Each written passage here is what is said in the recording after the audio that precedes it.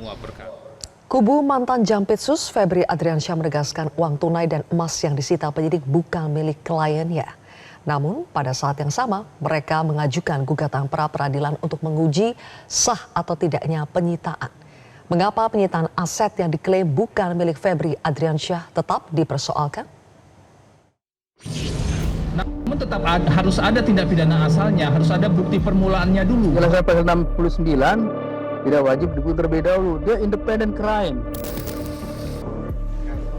Di hadapan publik, kuasa hukum mantan Jampitsus Kejagung Febri Adriansyah menolak mengakui kepemilikan uang tunai dan emas yang disita penyidik dalam perkara dugaan tindak pidana pencucian uang.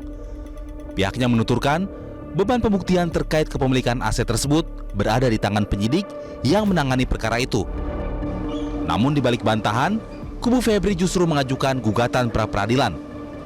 Dengan kata lain, meski membantah kepemilikan aset, kubu Febri menilai penyitaan tetap harus dipertanggungjawabkan secara hukum karena dilakukan dalam perkara yang menjerat kliennya. Ini biar clear ya di publik.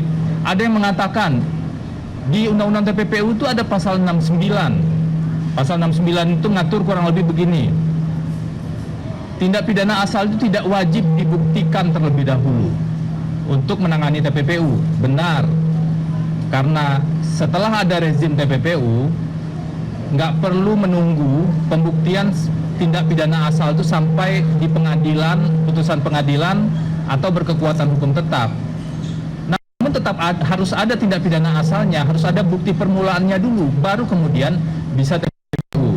Nah, kami harap nanti di proses pra-peradilan hal tersebut bisa secara jernih dipilah. Ini kita belum bicara substansi perkara ya, kita masih bicara tentang tepat atau tidak tepatnya sprindik yang seperti itu. Kalau surat perintah penyidikannya melanggar undang-undang, tentu saja semua tindakan setelah sprindik tersebut menjadi tidak sah secara hukum. Inilah yang ingin kami uji. Di lain pihak, mantan Kepala PPATK Yunus Hussein menjelaskan bahwa dalam perkara tindak pidana pencucian uang, yang terpenting adalah dugaan hasil kejahatan dan tidak wajib menguji tindak pidana asal. Dalam TPPU yang penting itu ada hasil kejahatan ya. Tindak pidana asal itu nanti harus dibuktikan terdakwa bahwa asetnya berasal dari sumber yang sah, kalau enggak ada pidana asal. Jadi kalau lihat perumusan pasal 2, 3, 4 itu disebut harta kekayaan yang berasal dari tindak pidana. Di penjelasan pasal 69 tidak wajib dibuktikan terlebih dahulu. Dia independent crime.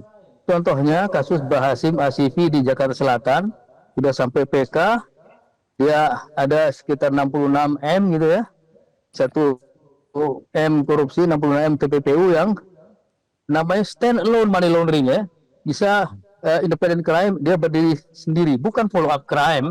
Kalau follow up crime seolah-olah harus ada TPA dulu, baru ada TPPU. Yang penting adalah ada hasil kejahatan itu. Sementara itu, Kejaksaan Agung berjanji bakal mengungkap pemilik emas seberat 74 kg dalam kasus tindak pidana pencucian uang yang melibatkan mantan Jaksa Agung Muda Tindak Pidana Khusus Febri Adriansyah di persidangan perkara tersebut. Sementara itu, Kepala Pusat Penerangan Hukum Kejaksaan Agung Anang Supriyatna menegaskan beberapa detail perkara termasuk kepemilikan aset belum dapat dibeberkan ke publik demi kelancaran penyidikan. Sidang pra-peradilan nantinya tidak akan menentukan siapa pemilik uang dan emas yang disita. Hakim hanya akan menguji sah atau tidaknya tindakan penyidik dalam melakukan penyitaan. Jika gugatan dikabulkan, legalitas barang bukti dapat menjadi persoalan dalam proses hukum selanjutnya. Namun, pembuktian mengenai kepemilikan aset dan dugaan tindak pidana tetap akan diperiksa dalam perkara pokok. Tim Liputan Metro TV. Jelajahi cara baru mendapatkan informasi. Download Metro TV Extend sekarang.